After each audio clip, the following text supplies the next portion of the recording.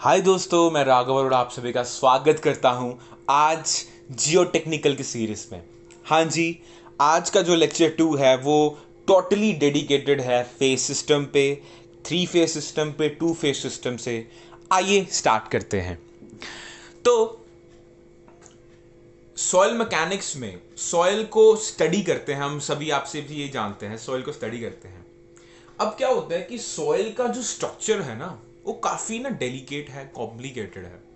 अगर मेरे पास इतनी मिट्टी हो तो मैं उसको कह दूं कि मुझे ये बताइए कि हाँ इसको स्टडी कीजिए, तो मेरे लिए काफ़ी मुश्किल हो जाएगा स्टडी करना।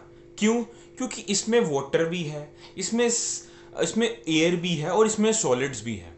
ठीक है, हमारे पास अगर कोई सॉइल पड़ी हो, इसके बीच में हम ये नहीं कह सकते कि हाँ इस जगह में इतना इतना सॉलिड है, इस जगह में इतना वाटर है, इस जगह में इतना एड्स है। नहीं, वो एक्चुअली यूनिफॉर्मली, या आप कह सकते हैं नॉन यूनिफॉर्मली डिस्ट्रीब्यूटेड होते हैं, वाटर के वॉइड्स या एयर के वॉइड्स।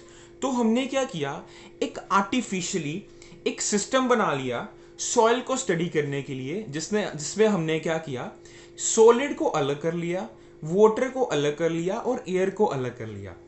आइए स्टार्ट करते हैं 3 फेज सिस्टम में। तो यही है 3 फेज सिस्टम कि सॉइल को स्टडी करने के लिए आर्टिफिशियली हम क्या करते हैं, एक ऐसा सिस्टम बना लेते हैं जिसमें हम सॉइल के 3 जो कंपोनेंट, मेजर जो कंपोनेंट्स होते हैं, उनको अलग अलग अलग करके हम स्टडी करते हैं, अलग अलग अलग करके हम स्टडी करते हैं। तो ये रेड कलर के जो आप देख रहे हैं, these are solids, this is water and this is air. अब मैं ये आपको बात बताता हूँ, अब ये बात बताता हूँ कि ये जो होगा, ये वेट ऑफ सॉलिड्स होगा। ये क्या है? WS, this is weight of solids. Second WW, wait of water. Third WA, that is weight of air. Now मैं आपको ये बात कहना चाहूंगा कि जो हवा का, अगर आपके इर्द गिर्द हवा है, आप क्या सोचते हैं कि उसका हवा का कोई भार होगा? नहीं ना, हवा को कोई बाहर नहीं होता। इसके कारण मतलब बाहर होता है, थोड़ा बहुत बाहर होता है, बट एक्चुअली नेग्लिजिबल मानते हैं हम। तो WA को मैं 0 मान रहा हूँ, नेग्लिजिबल मान रहा हूँ। तो W क्या हो जाएगा? हमारा टोटल वेट हो जाएगा। इतना आपको समझ आ चुका होगा। तो मेरा टोटल वेट क्या होगा? WW plus WA plus WS। But WA क्या है? 0 है। इसके कारण मेरा टोटल वेट क्या हो गया? Wait of water plus weight of solids. इतनी बात आपको समझ आ चुकी होगी। ठीक है, अब ये जो सॉइल ली है ना, जिसमें तीनों कंपोनेंट्स पाए जाते हैं, इसको पार्शियली सैचुरेटेड कहते हैं। मतलब आधा पानी होता है, आधा एयर होती है और सॉलिड्स होते हैं। इसको पार्शियली सैचुरेटेड कहते हैं, पार्शियली सैचुरेटेड कहते हैं। अब वॉल्यूम की बात करते हैं। वॉल्यूम में ये सॉलिड्स का VS volume of solids, VW volume of water, VA volume of air. Volume, total volume ये पूरा हो जाएगा, टोटल वॉल्यूम ये पूरा हो जाएगा। V is equal to VA plus VW plus VS। अब क्या बात है, अब एक्चुअली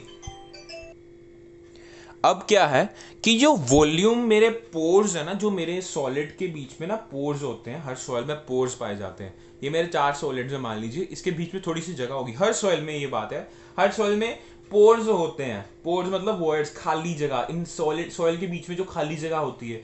अब यहाँ तो पोर्स में पानी भरा हो सकता है या एयर भरा हो सकता है। मतलब मेरी वॉल्यूम ऑफ, अगर वॉइड्स देखूंगा ना, वॉल्यूम ऑफ पोर्स देखूंगा, उसमें क्या होगा, या तो वॉल्यूम ऑफ वाटर होगा या तो वॉल्यूम ऑफ एयर होगा, या दोनों होंगे।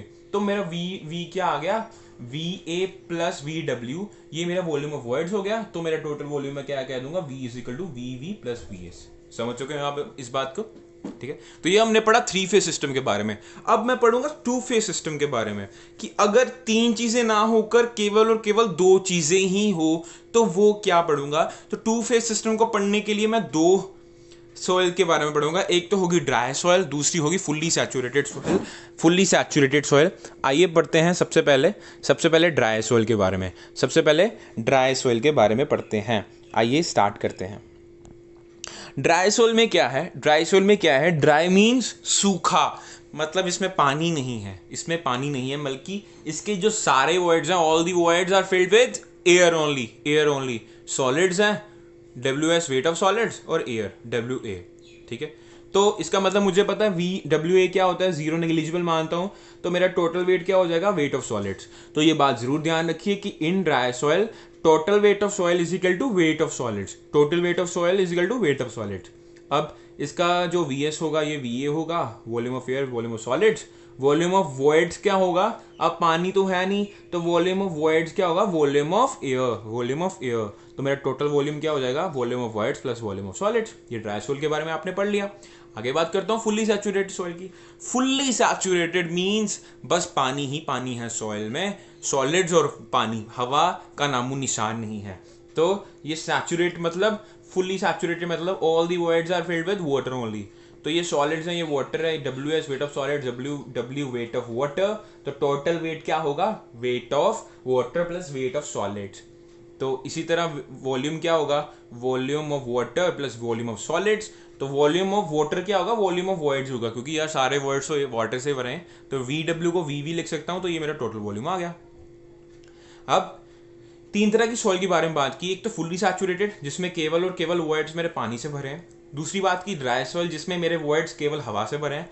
पार्शियली सैचुरेटेड मतलब मेरी सॉइल के जो वॉइड्स हैं हवा और पानी से दोनों से भरे हैं। तो फुली सैचुरेटेड सॉइल कहाँ पाई जाती है, या तो ये रिवर के पास पाई जाएगी या रिवर के नीचे पाई जाएगी, रिवर के बीच में पाई जाएगी, है ना, वहाँ पानी होगा, सॉइल पूरी पानी से भरी होगी, बैठी होगी।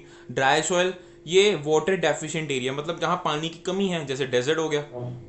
पार्शली सैचुरेटेड ये जनरल लोकेशंस पर मतलब हर एक जगह पर ये लगभग पाई जाती है, ये पार्शली सैचुरेटेड सॉइल पाई जाती है हर एक जगह पर, ठीक है।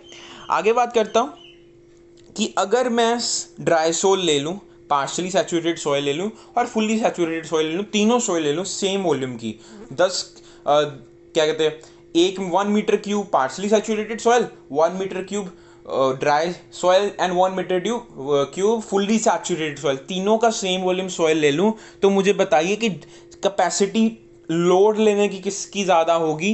तो ड्राई सॉइल की सबसे ज़्यादा कैपेसिटी होगी, ड्राई सॉइल की सबसे ज़्यादा कैपेसिटी होगी। क्योंकि वहाँ पानी नहीं होगा, पानी ना होने के कारण केवल और केवल एयर और सॉलिड होगी।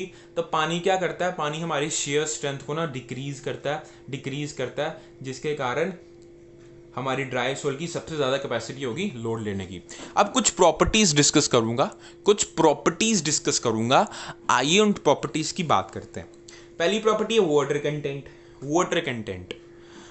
कंटेंट है क्या है, आइए डिस्कस करते हैं। वाटर कंटेंट क्या होता है, weight of water upon weight of solids, कि मेरे सॉइल में कितना पानी है और मेरी सॉइल में कितने सॉलिड्स हैं, इनकी जो रेशियो है ना WW/WS, इसको वाटर कंटेंट कहते हैं, ठीक है। अब ड्राई सॉइल के लिए वाटर कंटेंट कितना होगा, ड्राई सॉइल में तो वाटर है ही नहीं यार, तो इसका अलावा वाटर कंटेंट क्या होगा, 0 होगा। अब इसकी रेंज क्या है, कहाँ से कहाँ लाई करता है, तो ज़रा सोच कर देखें।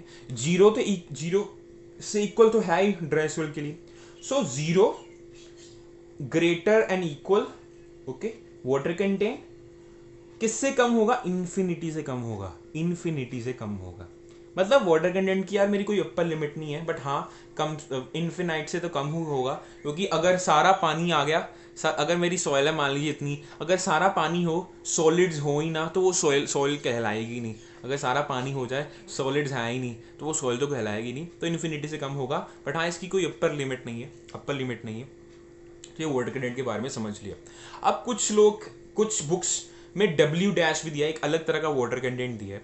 ये वाटर कंटेंट क्या था, W weight of water upon weight of solids, but ये W- क्या है, weight of water upon weight of soil with respect to soil, है ना, या विद रिस्पेक्ट टू सॉलिड्स था। तो ये WW अपॉन W हो गया, है ना, weight of soil total big capital W, weight of water WW। तो ये कैपिटल W क्या हो सकता है, weight of water plus weight of solids. मैंने वेट ऑफ एयर क्यों नहीं लिखा, क्योंकि वेट ऑफ एयर 0 होता है ना, तो ये रेशियो आ गई।